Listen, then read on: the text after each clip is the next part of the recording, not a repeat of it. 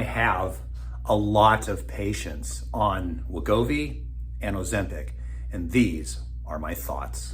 The way these drugs work, in simple terms, is to make your pancreas produce more insulin. It's used to control the blood sugar, diabetes, and obesity. And I'll tell you, for every single patient that's been on it,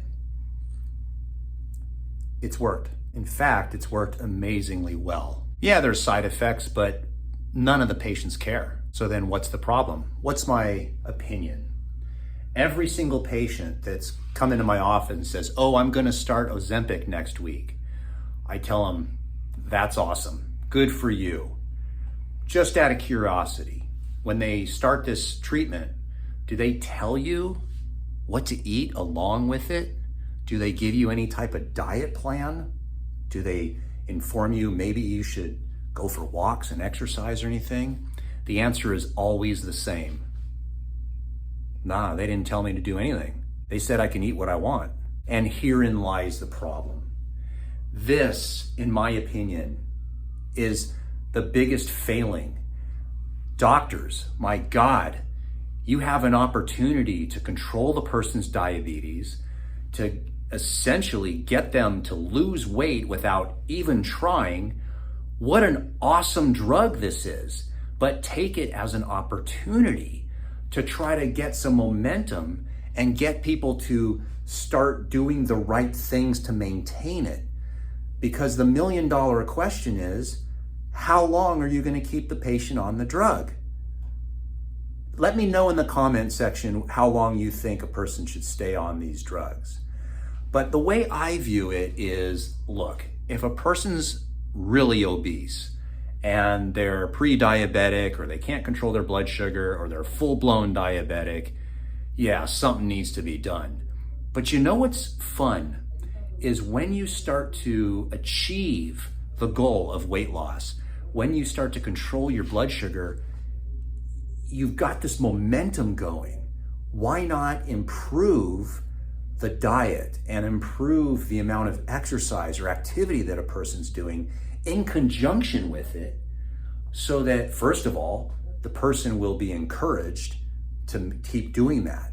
Because one of the most frustrating things is when you start changing your diet and you start exercising, and it's just such a slow process. Oh my God, you'll lose a pound a week at best, or you'll lose 5 pounds the first week that you're on the keto diet, and then you get the keto flu, you feel sick, and then all of a sudden the following week you gain 2 pounds and you're on the same diet. It's frustrating.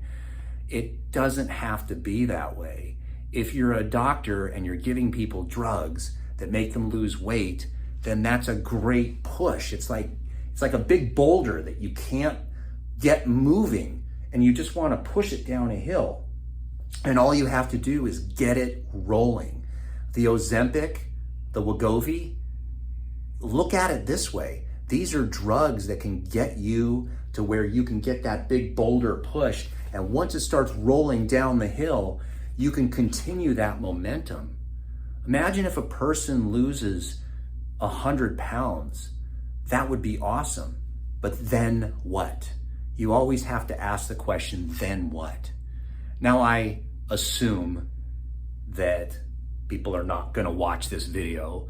You've already probably turned off. So for those of you who've stayed with me so far, thank you. And here's what I would recommend. If you're planning on going on one of these drugs to lose a little bit of weight, because that's the other thing I notice is a lot of people are just doing it. They're not doing it for diabetes or their blood sugar. They're doing it to lose weight. But if you're trying to lose weight and you need a little extra push, and this is your choice, go for it. But very bad man. What's that from? Seinfeld. Seriously, ask the doctor, but then what? What happens after I lose the weight? Coach me, help me, teach me. I shouldn't be learning this on YouTube. I should be learning it from the doctor that's prescribing the drug. Those are my thoughts. Maybe I'm wrong. Sometimes I am. But let me know in the comment section down below what your thoughts are on this type of drug.